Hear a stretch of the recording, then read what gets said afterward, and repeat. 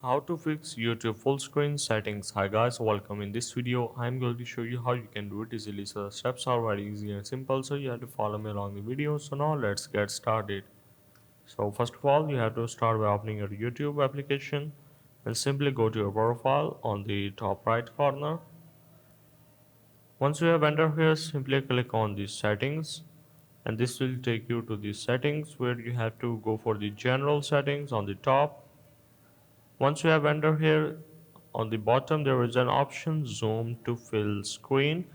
So you have to simply toggle this on. What it will does, as you can see, always zoom so that videos fill the screen in full screen.